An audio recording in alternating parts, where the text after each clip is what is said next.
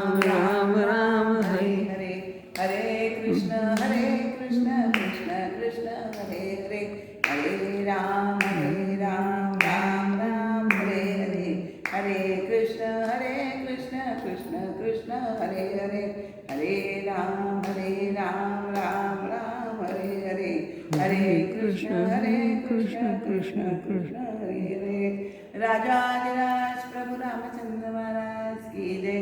सद्गुरु श्री समर्थ रामदास स्वामी महाराज की जय। सद्गुरु श्री ब्रह्म चैतन्य स्वामी महाराज की जय।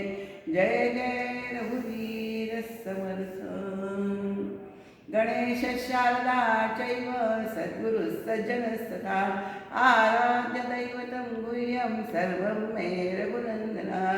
गुरुर्ब्रह्मा गुरुर्विष्णु गुरुर्देवो महेश्वरा गुरुः साक्षात् परब्रह्म तस्मै श्री गुरवे नमः। शुकासारिखे पूर्ण वैराग्य जाचे वसिष्ठा परिज्ञान योगेश्वराचे कवी वाल्मिका सारिखा मान्यसा नमस्कार माझा सद्गुरु रामदासा। मला वाटते अंतरित्वा वसावे तुझ्या दास बोधासे त्वाबोध व्हावे। अपत्या परी पाववी प्रेम ग्रासा महाराज या सद्गुरु रामदासा। राजाधिराज प्रभु रामचंद्र महाराज की जय। सद्गुरु श्री समर्थ रामदास स्वामी महाराज की जय। सद्गुरु श्री ब्रह्म चैतन्य स्वामी महाराज की जय। सब संतन की जय। जय जय रघुवीर समर्थ। श्रीराम नमस्कार। श्रीरामांच्या चरणी श्री समर्थांच्या चरणी श्री महाराजांच्या चरणी आणि आपणा श्रोत्यास वंदन करून आपण दासबोधातील पुढील विवरणास सुरुवात करत आहोत। तत्पूर्वी आपण समर्थांना वंदन करणार हे गीत सादर करूया आणि मग दासबोध विवरणास प्रत्यक्ष सुरुवात करूया।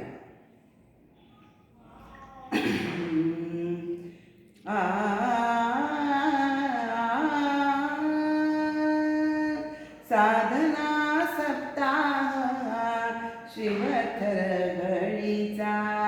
साधना सप्ताह शिवथर घडीचा। साधकांसी अनुभव येई परम सुखाचा। साधकांसी अनुभव येई परम सुखाचा।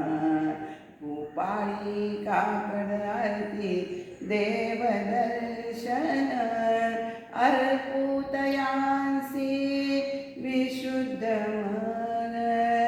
समर्थांचे लाभता कृपाशीर्वचन। सार्थकी लागे जन्म साधकांचा। सार्थकी लागे जन्म साधकांचा।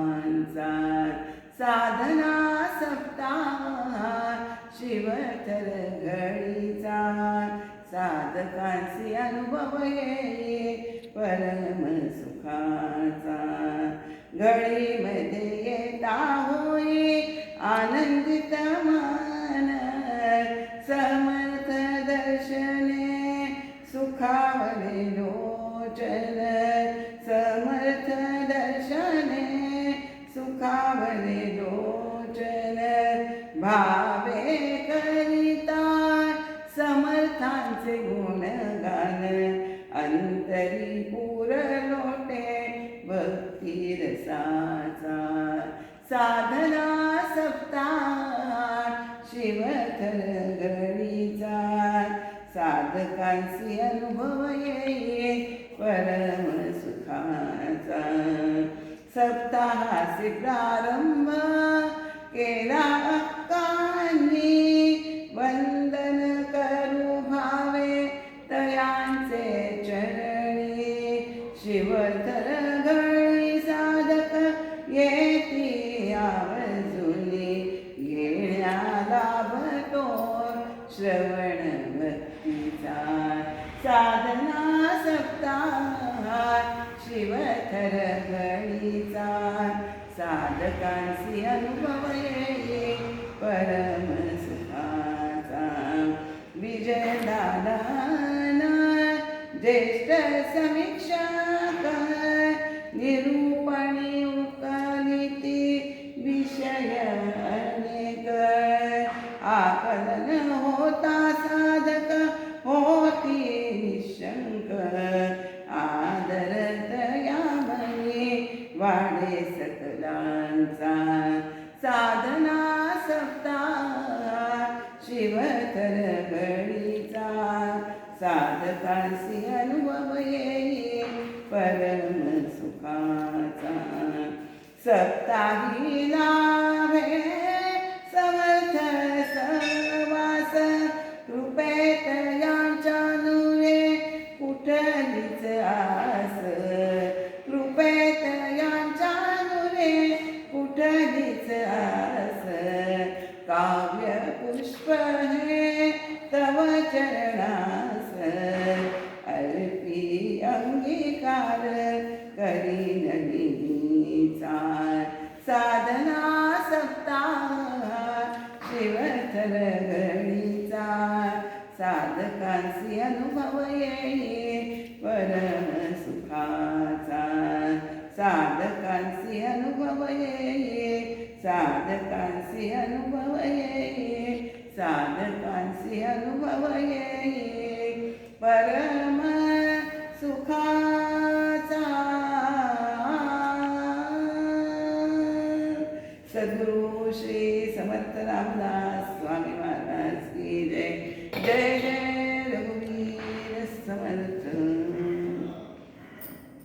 नमस्कार भाविक श्रोते हो, आतापर्यंत चातुर्मास नियमातले आता काहीच दिवस शिल्लक राहिलेले आहेत। आतापर्यंत आपण साधन चतुष्टय जे आपण म्हणतो म्हणजे नित्यानित्य विवेक विवेक नित्यनित्यानित्य विवेक वैराग्य शमदमादी षट संपत्ती आणि मुमुक्षुत्व हे 4 विषय आपल्याला 4 दशकांपर्यंत आलेले आढळतात। साधन चतुष्टयातील त्यातलं पहिलं नित्यानित्य विवेक म्हणजे नित्य स्वरूपाचे जे वर्णन आहे ते आपण दशक 1 मध्ये पाहिलेले आहे। नंतर अनित्य स्वरूपाचे वर्णन हे आपण दुसऱ्या दशकात पाहिले आहे। नंतर त्यामागील हेतू हा आहे की आत्मचिंतन करून आत्मपरिवर्तन करावे, वाईट काय आहे ते कळल्यावर ते सोडून त्याचा त्याग करून चांगले काय आहे त्याचा आपल्याला अंगीकार करायचा आहे, ते आत्मसात करायचं आहे। यानंतरचा 3रा दशक जो आहे तो या दृश्य जगताबद्दल नावड निर्माण करणारा असा आहे। म्हणजे पहिलं कारण काय हे पाहिलं आपण तर त्याच्यामध्ये काय पहिल्यांदा सांगितलं, जन्म हाच मुळातच दुःखाला कारण आहे असं समर्थांनी आपल्याला सांगितलं आहे। माणूस जन्माला आल्यापासून तो अगदी मरेपर्यंत म्हटलं तरी काही वावगं होणार नाही की त्याला निरनिराळ्या दुःखांना हे जन्मभर सामोरं जायला लागतं। जीवनभर त्याची ससे होलपटच होत असते आणि त्यामुळे त्याच्यातच त्याला त्रिविध तापही भोगायला लागतात आणि अशा तऱ्हेने त्याला ह्या दृश्य जगताबद्दल म्हणजेच या दृश्य जगतात आपण वावरतो या देहाबद्दल ही अनासक्ती ही त्याच्या मनामध्ये आपोआप निर्माण होत असते। आणि ह्याच्यातनं ही सुटका जर व्हायला हवी असेल तर समर्थांनी जो उपाय एक भगवत भक्ती असं आपल्याला 4थ्या दशकामध्ये समर्थांनी सांगितले आहे। आणि त्यामध्ये आपण नवविधा भक्तीतील एक भक्ती अत्यंत सूक्ष्मपणे उलगडून बघितलेली आहे। त्याच्यामुळे नवविधा भक्तीमध्ये आपल्याला काय काय हे आपल्याला सामर्थ्य आपलं समजलं तर नवविधा भक्ती सांगितली आहे। त्याच्याबद्दल आपल्याला काय होतं, शमाधी षटक ही संपत्ती आहे। आता हे शम दम तितिक्षा उपरती श्रद्धा आणि समाधान हे षट संपत्ती आहे। त्याच्यामध्ये शम केलं की काय होतं, शम म्हणजे मन ताब्यात ठेवणं, दम म्हणजे इंद्रिय ताब्यात ठेवणं, नंतर तितिक्षा म्हणजे दुःख सहन करणं आणि अनुताप म्हणजे उपरती म्हणजे अनुताप आणि श्रद्धा म्हणजे विश्वास आणि समाधान म्हणजे समाधान। या षटसंपत्तीमुळे होतं काय की माणूस हा जितेंद्रिय होतो. नंतर त्याच्यामध्ये सहनशक्ती आपण जितेंद्रिय होतो. आत्मसंयम त्यांना करण्याची सवय ही यामुळे लागते. त्यामुळे नवविधा भक्तीतून आपल्याला समर्थांनी सांगितलेलं आहे. म्हणजे विवेक झालं, वैराग्य झालं, समाधी षटक संपत्ती झालेली 4थ्या दशकाच्या शेवटच्या समासात म्हणजे 10व्या समासात मुमुक्षु मुक्ती चतुष्टय हा समास आपल्याला समर्थांनी विवरून सांगितलेला आहे. त्याच्यामध्ये सायुज्यता ही मुक्ती ही शाश्वत मुक्ती आहे असे समर्थांनी प्रतिपादन केलेले आणि हीच खरी मुक्ती आहे. सलोकता, स्वरूपता आणि समीपता या त्या मुक्तींचा जो क्रम सांगितलेला आहे समर्थांनी, क्रमविकास जो आपण ज्या प्रमाणात परमेश्वराशी एकरूप होऊ त्या प्रमाणात या मुक्तींचा आपल्याला लाभ मिळतो. परंतु नंतर आपला जो पुण्याचा साठा संपला की आपल्याला तोपर्यंत आपले पुण्य आहे तोपर्यंत आपल्याला त्याचे भोग भोगायला मिळतात हे आपण बघितलं. पण पुण्याचा साठा संपल्यावर एक आपल्याला पुन्हा मृत्यूलोकात प्रवेश करायला लागतो. म्हणजेच म्हणतात ना, क्षीणे पुण्ये मृत्यूलोकम विशंती. आपल्याला जणू काही देव आपल्याला आपलं पुण्य संपल्यावर तिथनं आपली हकालपट्टी करतात असं म्हटलं तरी काही वावगं होणार नाही. त्यामुळे या 3 पहिल्या ज्या मुक्ती आहेत त्या शाश्वत नाही आहेत. त्या आपल्याला आपलं पुण्य संपलं की आपल्याला परत खाली यायला लागतं. पण शाश्वत मुक्ती कोणती आहे तर सायुज्यता ही मुक्ती शाश्वत आहे हे आपण गेल्या वेळेस बघितलेलं आहे. आणि ही आत्मनिवेदन भक्तीमुळे ही शाश्वत मुक्ती जी आपल्याला ती आहे ती आपल्याला प्राप्त होत असते की त्यामुळे जन्ममरणाचं हे चक्र खंडित होतं. आपल्याला जन्म मृत्यूच नाही आपण, कारण त्या परमात्मा स्वरूपात पूर्णतः विलीन होत जातो. त्यामुळे जसं परमात्म्याला जन्म मृत्यू नाही आहे तो असतची असे असा आहे, तसंच आपल्यालाही त्याच्याशी तदाकार झाल्यामुळे, एकरूप झाल्यामुळे, विलीन झाल्यामुळे त्याच्यामध्ये आपल्यालाही जन्म मृत्यूची यातायात आपल्याला परत नाही. आता इथपर्यंत आपण हे बघितलेलं आहे. आता 5व्या दशकात काय सांगितलं आहे तर अनुबंध चतुष्टय हा आपला पहिल्या समासातला विषय आहे. म्हणजे अनुबंध चतुष्टय म्हणजे काय तर आध्यात्मिक ग्रंथाला त्या ग्रंथाच्या विषयात प्रवेश करण्यापूर्वी ज्या गोष्टींचं जे ज्ञान लागतं, म्हणजे ग्रंथाचा हेतू कोणता, ग्रंथाची फलप्राप्ती कोणती, ग्रंथाचा अधिकारी कोण आहे आणि त्यांचा अन्योन्य संबंध काय आहे, हे जे आहे त्यातला हा दशक 5वा जो दशक आहे तर या ग्रंथाचा अधिकार ही कोण आहे ह्याचे स्वरूप ह्या 5व्या दशकात आपल्याला समर्थांनी समजावून सांगितलेले आहे. म्हणजे साधन चतुष्टयातील जो मुमुक्षू आहे म्हणजे या ग्रंथाचा अधिकारी कोण आहे, अधिकारी आपल्याला समर्थांनी सांगितले बद्धते सिद्ध हे सगळेच अधिकारी आहेत. पण या म्हणजे मुमुक्षु अनुबंध चतुष्टयातील म्हणजे बद्ध नंतर मुमुक्षूचा हा दशक जो आहे तो मुमुक्षूचा दर्शक असा हा दशक आहे असं म्हणायला हरकत नाही आहे. 4थ्या दशकातील नवविधा भक्तीमध्ये सगुण भक्ती आणि निर्गुण भक्ती असा फरक समजावून देण्यासाठी आपल्याला सद्गुरूंची समजावून घेण्यासाठी सद्गुरूंची ही आवश्यकता असते. हे शेवटच्या दशकातील 31व्या ओवीत समर्थांनी सांगितलेले आहे. ओवी काय आहे, सगुण भक्ती ते चळेना, सगुण भक्ती ते चळे, निर्गुण भक्ती न चळे, हे आगवे प्रांजळ गळे सद्गुरू केलिया. हा सगुण भक्ती आणि निर्गुण भक्तीचा फरक जर आपण सद्गुरू केला तर त्यांच्या कृपेने तो आपल्याला ते समजावून सांगतात की काय फरक आहे. दोन्हीमध्ये फरक तर नक्कीच आहे. सगुणाचे आधारे निर्गुण पाविचे निर्धारे असं म्हटलेलं आहे. म्हणजे आपल्याला सगुणाकडून निर्गुणाकडे जायचं आहे, म्हणजे स्थूलाकडून सूक्ष्माकडे जायचं आहे. आपला स्थूल देह आहे त्याच्याकडनं आपल्याला सूक्ष्म अशा परमात्म्यापर्यंत पोचायचं आहे, म्हणजे निर्गुण तत्वापर्यंत पोचायचं आहे.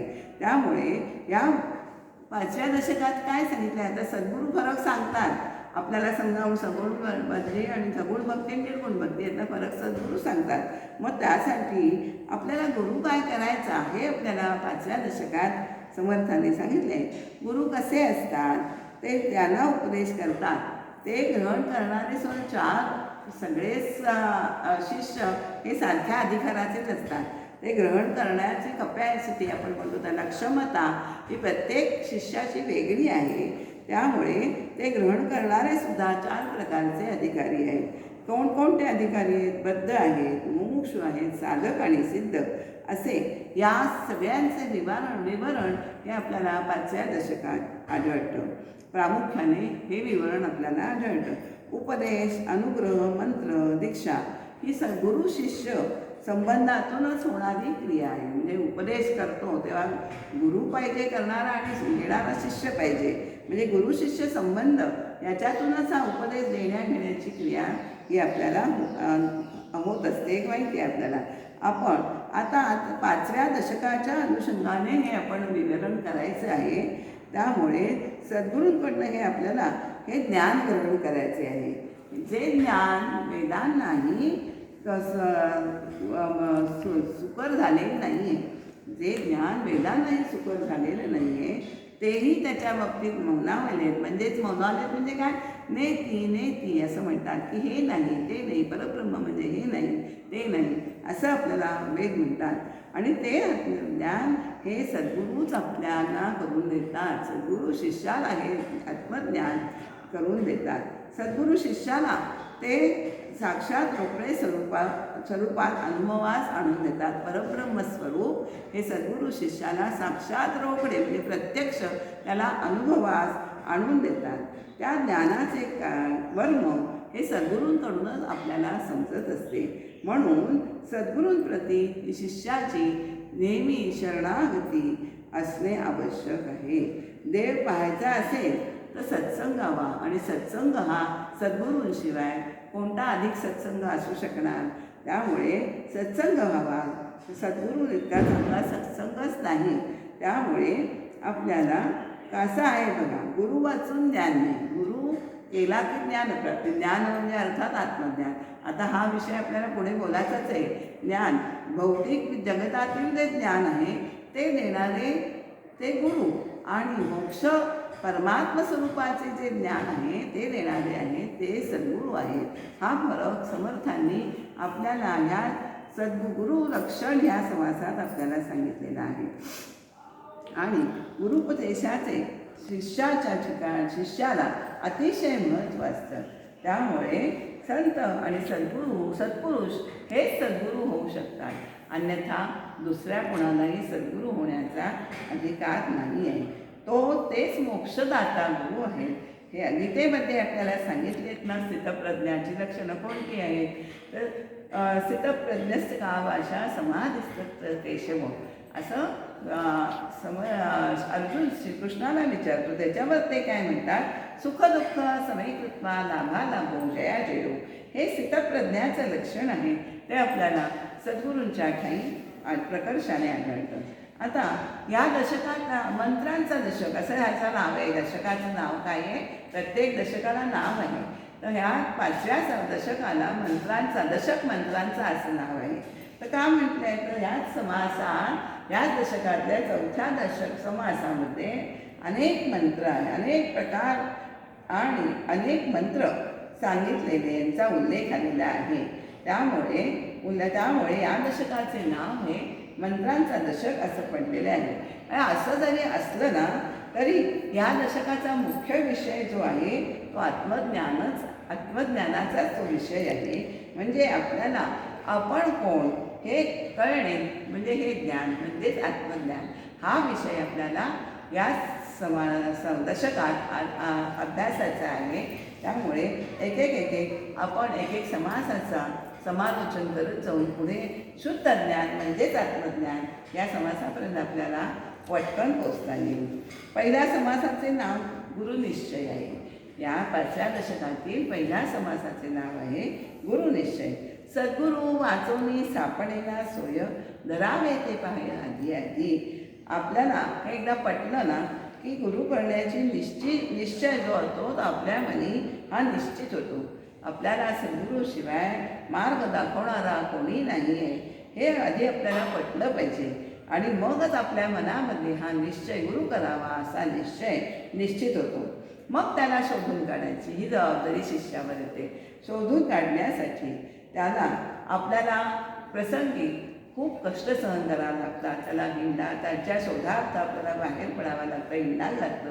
आपण बघितलेलं आहे ते मोठे मोठे संत आहेत, ते गुरु भेटीसाठी त्यांच्या मनी आपल्याला गुरु भेटावे म्हणून इतकी तळमळ असते. त्याच्या तळमळीतून ते घराचा त्याग करून आणि गुरु भेटीच्या ओढीने खूप गुरूंकडे जात असत. पण तरीसुद्धा जो त्यांचा खरा गुरु असेल तो सांगायचा तुझा दुसरा गुरु आहे, मी तुझा गुरु नाही, असं गुरुसुद्धा शिष्याला सांगायचे. असं करता करता आपल्याला सगळ्यांना माहिती आहे की श्री महाराजांनी गुरु भेटीसाठी त्याच्या अंतरी किती तळमळ होती. अखेरीस त्यांना तुकाई महाराज येळेगावी भेट झाल्यानंतर त्यांची ती तळमळ होते ना, ती सद्गुरू भेटीने शांत झाली आणि संत खूप परीक्षा घेतल्या त्यांनी आणि मग त्यांनी गुरु महाराजांना गुरु उपदेश त्यांनी दिलेला आहे. तत्वमसी हा गुरु वाक्याचा उपदेश त्यांनी महावाक्याचा उपदेश त्याला केलेला आहे.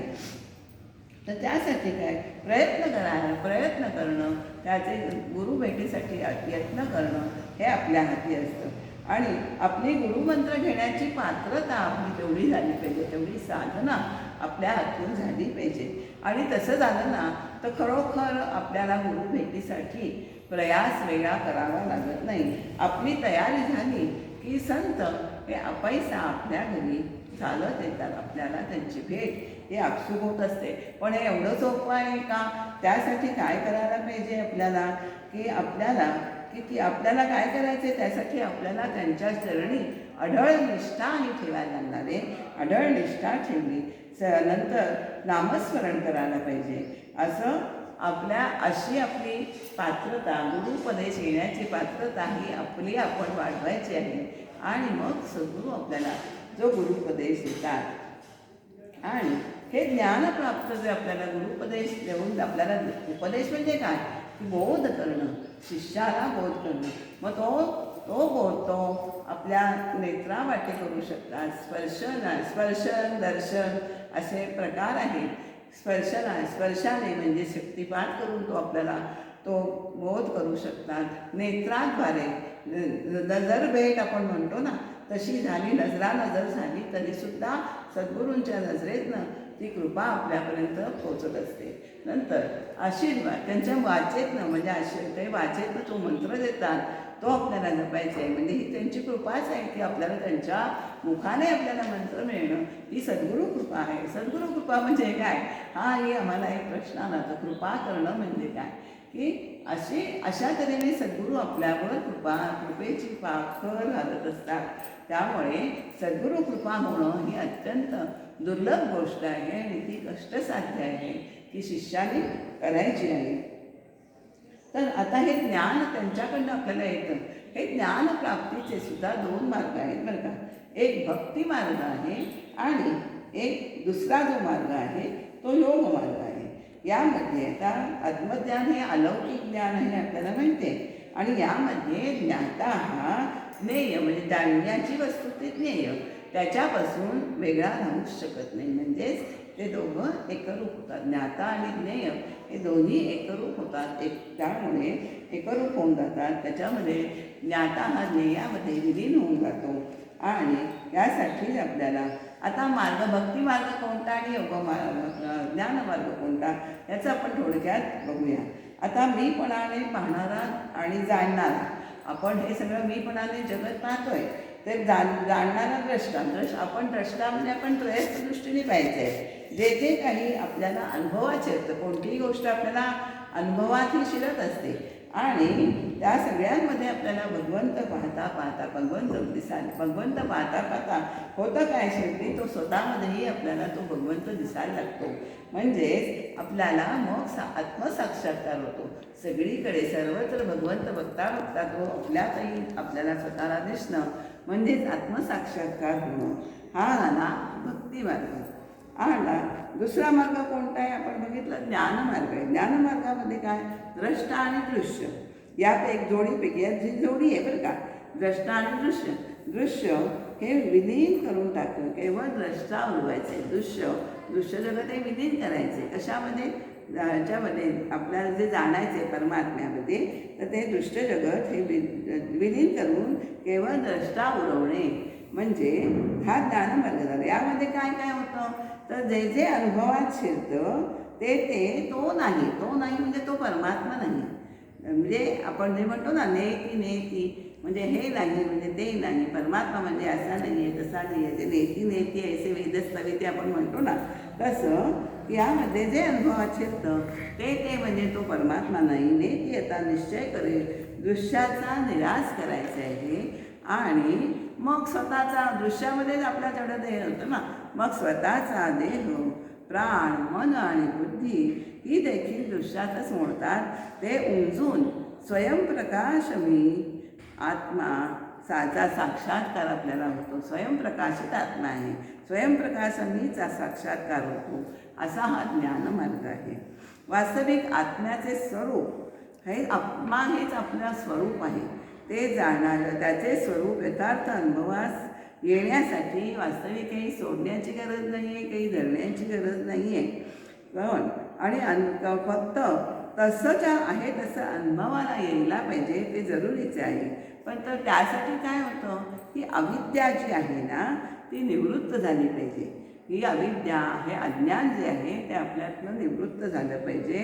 त्याची निवृत्ती होणे हा गरजेचे आहे आणि हे अविद्येच्या निवृत्ती होणे हे गरजेचं असल्यामुळेच हे जे दोन मार्ग आपण मगाशी बघितले, की भक्तिमार्ग किंवा ज्ञानमार्ग, या दोन्हीची अवश्य आपल्याला आचरावा लागतो. किंवा दोन्ही मार्ग एकदम आचरता येणार नाही, कारण दोघांची कन्सेप्ट ही वेगळी आहे, म्हणजे दोघांची संकल्पना ही वेगळी आहे. भक्तिमार्ग आणि ज्ञानमार्ग हा आपल्याला आचरणात आणला तरच ही अविद्येची निवृत्ती होते. आणि हा दृष्टिकोन येण्यासाठीच आपल्याला सद्गुरूंची ही गरज असते, आवश्यकता असते. कारण सद्गुरू शिष्याला आत्मज्ञान करून देतात. असा हा या दशकाचा खूप मोठा विषय आहे. तो आपण शक्यतो सोप्या पद्धतीने आपण समजावून घेण्याचा प्रयत्न करतो. आता काय होतं, मनुष्य हा जन्माला, आता बघा आपल्याला पहिला गुरुनिश्चयाचा आपण दशक म्हटला. मनुष्य हा जन्माला आल्यापासून ते अगदी मरेपर्यंत काही ना काहीतरी शिकतच असतो. म्हणजे जी गोष्ट शिकतो त्याच्याकडून तो त्या बाबतीतला तो गुरुच असतो की नाही. म्हणजे त्याला लिहिणे वाचणे नंतर खेळणे बोलणे गाणे ज्ञानार्जन करणे इत्यादी ज्या अनेक क्रिया आपण करत असतो त्या कोणाकडनं तरी शिकतो. तो बोलायला शिकवतो. कोण शिकवतो, पहिला शब्द आईच शिकवते ना. म्हणजे बोलणं चालणं हे सगळं आई शिकवत असते. नंतर गुरु मोठा झाल्यानंतर शाळेतले शिक्षक शिकवत असतात. म्हणजे असं इतके जे शिकवत म्हणजे सगळं तो सारखं शिकत असतो. म्हणजे हे सगळे करण्यासाठी तो गुरु करत असतो. याचा अर्थ हाच आहे. कोणाकडनं तरी त्या शिकायला लागतात आपल्याला. म्हणजेच मानवी जीवन हे या अर्थाने हे गुरूंवर अवलंबून आहे. त्यासाठी गुरूंवाचून आपलं काहीही चालत नाही. हे जर खरे आहे तर ईश्वर दर्शन किंवा आत्मदर्शन ज्ञान करून घेण्यासाठी गुरूंची आवश्यकता आहे. हे काही वेगळेपणाने सांगायला हवं का? असं नाही, सांगायलाच नको आहे. कारण गुरूंची आवश्यकता आपल्याला आत्मदर्शन होण्यासाठी, आत्म्याचं दर्शन होण्यासाठी आपल्याला सद्गुरूंची आवश्यकता आहे. आता जीवनात पुन्हा त्याच्यात सद्गुरू आणि गुरु यातला फरक समर्थ सांगतात. तो कसा आहे बघा. जीवनात इतर विद्या, आता कला आता आपण माहिती आहे आपल्या सगळ्या, चित्रकला आहे, गायनकला आहे, नर्तनकला आहे, स्थापत्यकला आहे. नंतर विद्या देणारे 14 विद्या 64 कला आपण म्हणतो की नाही, त्याप्रमाणे ज्ञान देणारे हे जे सगळं ज्ञान देतात ते गुरु असतात. तर भगवंताचे ज्ञान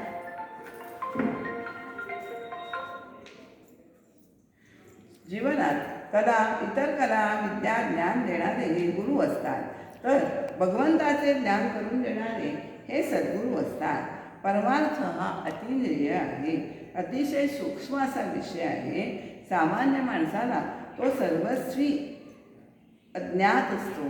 परमार्थ हा विषय सामान्य माणसाच्या आवाक्यातला नाही आहे, त्याला तो अज्ञातच असतो. त्याचे कारण काय असतं की आपण अविद्येच्या कक्षेत वावरत असतो. अविद्येच्या जाळ्यातून आपण बाहेर पडू, पडण्यासाठी आपण सहजासहजी बाहेर पडू शकत नाही. आणि ते आपण जर बाहेर पडायचं असेल तर जो अविद्या ओलांडून त्याच्या पलीकडे गेला आहे त्याच्याच मार्गदर्शनाखाली आपल्याला म्हणजेच सद्गुरू, अविद्या ओलांडून कोण गेलेलं आहे तर सद्गुरू अविद्या ओलांडून गेलेले आहेत. तर त्यांच्या मार्गदर्शनानेच आपण या अविद्येच्या पल्याड जाऊ शकतो. त्यांचं मार्गदर्शन हे आपल्याला अतिशय गरजेचं आहे. म्हणून सद्गुरू वाचून परमार्थ साधत नाही असेच सगळ्या संतांचे म्हणणे आहे. म्हणूनच आत्मज्ञान होण्यासाठी संतांची कृपा, सद्गुरूंची कृपा असावी लागते असं आपल्याला नक्कीच मान्य करायला लागतं. ते संत कृपेनेच आत्मज्ञान प्राप्त होत असते. आणि ज्ञान जोपर्यंत प्राप्त होत नाही तोपर्यंत जन्ममरणाचं चक्र हे कदापि सुटणार नाही. हे आपण लक्षात ठेवायचे आहे. ओवी आहे 5व्या दशकातील पहिल्या समासातील ओवी काय ती बघा. जव नाही ज्ञानप्राप्ती तव चुकेना यातायाती, गुरुकृपे विना अधोगती गर्भवास चुकेना. इतकं सद्गुरु कृपेचं महत्त्व आपल्याला या समर्थांनी या समासातनं सांगितलेले आहे. असे या ओवीत समर्थांनी सांगितले. पुढे ते काय सांगतात. सद्गुरु कृपा न जोडे आणि भलतीच कडे वावडे, जैसे आंधळे चाचोरूने पडे, गारी आणि गडधरा. म्हणजे पुढे ते असं सांगतात की म्हणजे सद्गुरूंचं महत्त्व किती आहे. आपल्याला सद्गुरू कृपा मिळाली नाही तर आपलं जीवन हे ते भरकटायला लागेल. आपल्याला योग्य दिशा मिळणार नाही. जसं आंधळा जो असतो तर त्याला चाचपडायला लागतं की नाही, तसं आपल्याला चाचपडायला लागेल. आपल्याला सद्गुरू जोपर्यंत मिळत नाही आपण अंदाजाने आपली उपासना करतो पण ती प्रत्यक्ष उपासना होत नाही. त्याचे कितीतरी मार्ग आपण चुकीच्या मार्गाने आपण भरकटत जातो. त्यामुळे सद्गुरूची कृपा ही अत्यंत आवश्यक आहे. आणि सद्गुरू कृपा करतो म्हणजे काय हे इथे आपल्याला स्पष्टपणे सांगितलेले आहे. आणि समर्थ अखेर सद्गुरू करावा असं आपल्याला समर्थांनी मोक्षासाठी सद्गुरू करावा असे आपल्याला अखेर समर्थांनी सांगितले आहे. तर आता ते आपण त्या ओवीच्या अनुषंगाने थोडं बघायचं आहे.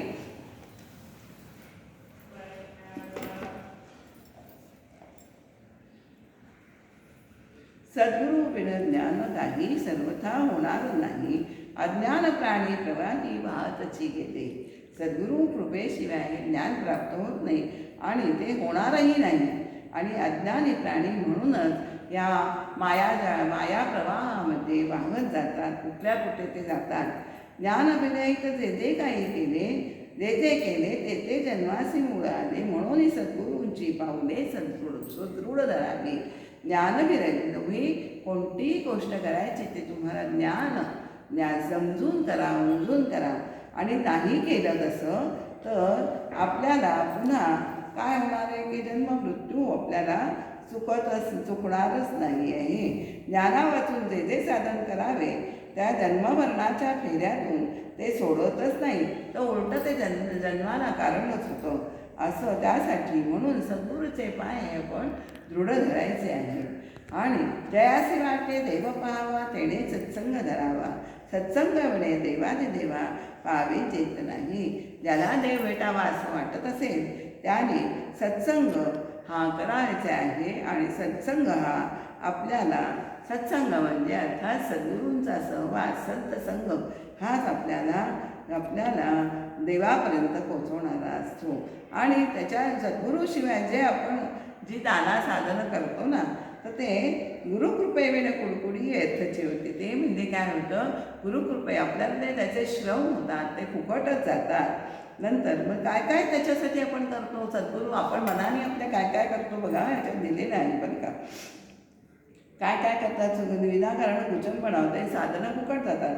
काय करतो आपण. कार्तिक स्नान, माघस्नान, व्रते, उद्यापने, दाने, गौरांजने, धूम्रपाने, साधिती, पंचाग्नी असं श्रीराम हरिकथा पुराण श्रवण आदरे करीती निरूपण सर्व तीर्थी परमकठीण फिरती प्राणी. म्हणजे आपण कठीण तीर्थयात्रा असल्या तरी आपण करतो. हे कशासाठी सगळं आपण करतोय तर सद्गुरू भेटी आपला परमात्मा भेटावा म्हणून. पण ह्याच्यामध्ये काय होतं, आपण सगळं करतो, पंचायतन पूजा करतो, मृत्तिकेची लाखोली वाहतो, नंतर संपूर्ण सांगपूजा करतो, असं समर्थाने ते दिलंय बरं का. यज्ञाधिक कर्म करतो, पण हे सगळं जे करतो आपण त्याच्यामध्ये आपल्या हृदयामध्ये अंतरात काय असतं, फलाशा असते. आपण हे करून आले म्हणजे आपण हे सगळं आपला देह पावन होण्यासाठी, निर्मळ होण्यासाठी करत असतो. पण पुन्हा आपण घरी आलो की आपल्या मनात संसाराचे दृश्याचेच विचार येतात आणि हे सगळं केलं तर स्तुती जन्माच्या आपल्या इच्छेने घेतल्या, आपण हृदयी फलाशा आपण केलं आणि मग हे सगळे सायास केले, 14 विद्यांचा अभ्यास केल्या, रिद्धी सिद्धी ओळल्या, तरी सद्गुरु कृपे विरहित, सद्गुरु कृपे विरहित सर्वथा न गणे स्वहित. हे लक्षात ठेवायचे. सद्गुरु कृपा झाल्याशिवाय आपलं जे स्वहित आपल्याला साधायचं आहे, म्हणजेच परमात्मा भेटी आपल्याला मिळावे, ते आपल्याला कदापि साधणार नाही. आणि जवळ नाही ज्ञानप्राप्ती तव चुकेना यातायाती. जोपर्यंत ज्ञानप्राप्ती नाही म्हणजे आत्मज्ञान नाही, तोपर्यंत जन्ममृत्यूची हेरझाल आहे ती कधीही टळणार नाही. गुरुकृपे विना अधोगती गर्भवास सुटेना, म्हणजेच गर्भवास, पुन्हा जनन, पुनरुपी जननम, पुनरुपी शयनम, असं जे होतं चक्र ते राहतंच, चालूच राहतं. त्यामुळे सद्गुरू आपल्याला प्राप्त झाले की आपल्याला जसं नेत्रामध्ये अंजन घातलं की आपल्याला कसं दिसतं, आपल्याला दृष्टीला दिसायला लागतं की गुप्तधन कुठे आहे. तसंच सद्गुरु कृपे वचने सद्गुरु वचने ज्ञानप्रकाश, आपल्याला सद्गुरूच्या वचनामुळे आपल्या अंतःकरणात ज्ञानदीप हा उजळत असतो, असं समर्थाने त्या सांगितले. आणि सद्गुरु विणं जन्म निर्फळ, सद्गुरु विणं दुःख सकळ, सद्गुरु विणं तळमळ जाणार नाही, असं आपल्याला समर्थाने 39व्या ओळीत सांगितलेलं आहे. त्यामुळे आणि एकदा सद्गुरूंचा आपल्याला मस्त कृपाहस्त आपल्याला लाभला की संसार दुःखे अपार ही नासून जाते, असं सद्गुरूंचा महिमा आहे. आणि आपल्याला असं वाटतं की सद्गुरू करावं, आपण मागे वळून पाहिलं तर मागे झाले थोडं संत महंत मुनेश्वर, तयासही ज्ञान विचार सद्गुरुजींनी. म्हणजे कोण संत महंत आपल्याला होऊन गेलेले आहेत मागे, त्यामुळे त्यांनी सुद्धा ब्रह्मज्ञानाचा विचार त्यांना तो सुद्धा सद्गुरु कृपेनेच कळलेला आहे. आता श्रीराम श्रीकृष्ण आदी करून हे सगळे आपल्याला सगळ्यांनी अवतार, आपल्या भगवंताचे अवतार हे गुरुसेवेसाठी अत्यंत तत्पर होते, असं आपल्याला अंतसिद्ध साधू आणि संतजनी गुरुदास्य केलेलं आहे.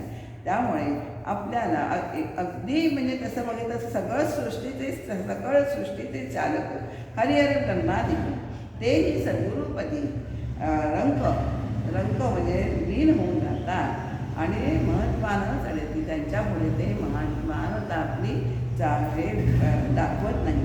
म्हणूनच जयासी मोक्ष व्हावा, असो जयासी मोक्ष व्हावा, तैणे सद्गुरू करावा, सद्गुरू विना मोक्ष पावावा, हे कल्पांती नगरी.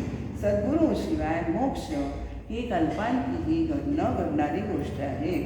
आता हे सद्गुरू कसे असतात, हे त्यांच्या की ज्याच्यामुळे आपल्याला त्यांच्या कृपेने आपल्याला अंतरात शुद्ध ज्ञान प्रकाशतं. त्याचं आपल्याला सद्गुरूची ओळख हे समर्थाने पुढच्या दशकात समासात केलेली आहे. ते आपण अनुक्रमे थोडक्यात बघायचं आहे, कारण आपण गुरुपौर्णिमेचं औचित्य साधून आपण सद्गुरू लक्षण आणि शिष्य लक्षण हे आपण बघितलं आहे. आपण ते त्यामुळे अगदी थोडक्यात धावता आढावा त्याचा घेणार आहोत आणि आपल्याला पुढे जायचं आहे, ते आपल्याला शुद्ध ज्ञानाची प्राप्ती करायची आहे. त्या दृष्टीने आपण हा विचार करणार आहोत.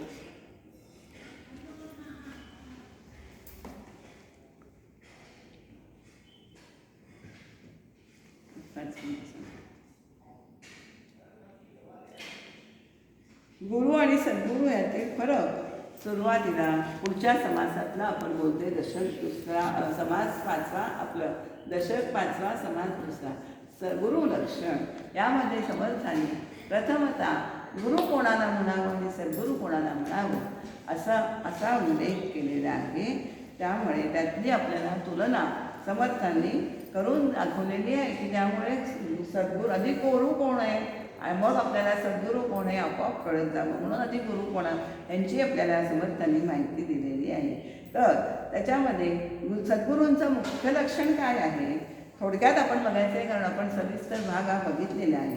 जो ब्रह्मज्ञानोपदेशी अज्ञान अंधारेला निरसी जीवात्मा परमात्मयासी ऐक्यता करी.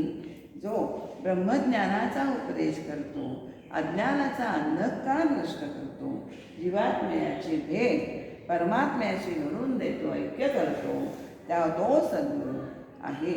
आणि 19व्या ओळीपर्यंत समर्थांनी ही सद्गुरूचे लक्षणं अत्यंत स्पष्टपणे सांगितलेली आहेत. आता आपण त्यातली एखादी ओळी बघूया. आपल्याला समर्थ काय म्हणतात,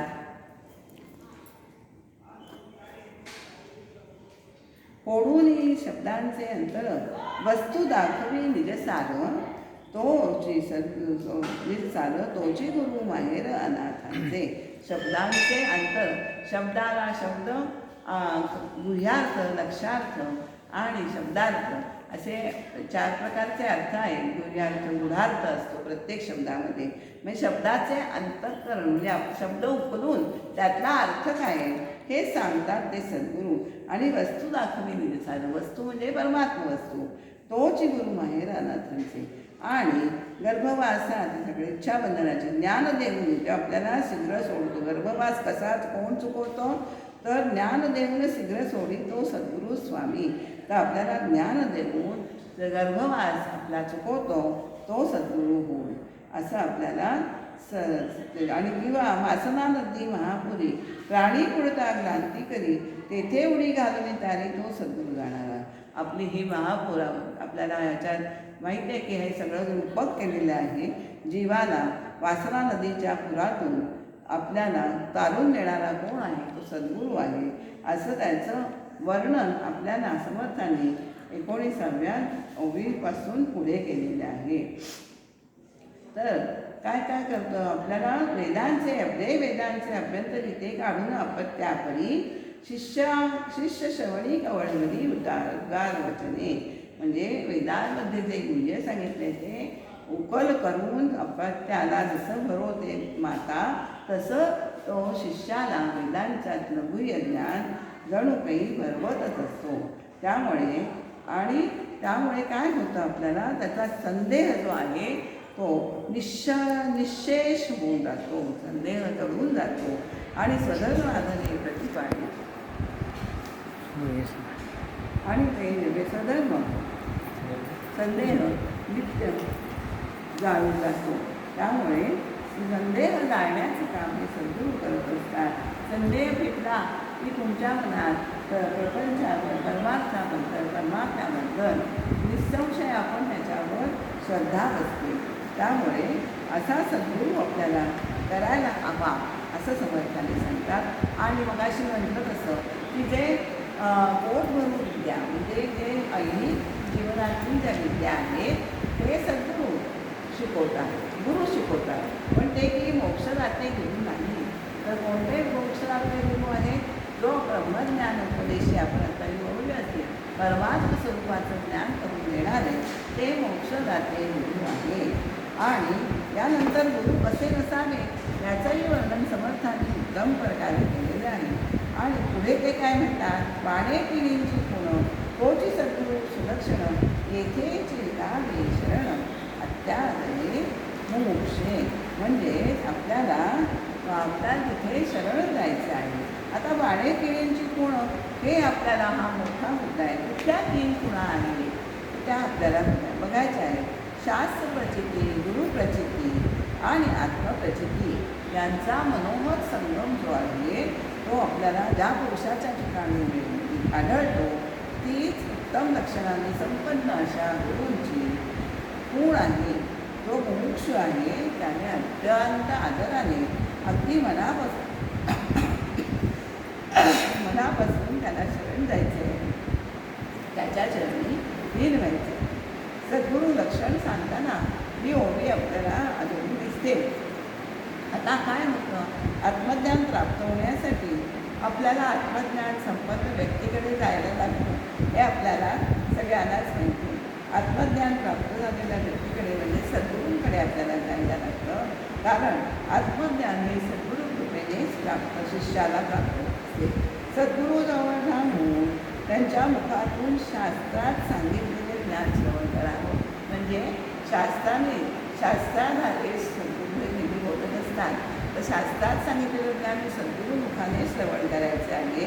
म्हणजे ही झाली शास्त्रप्रचिती.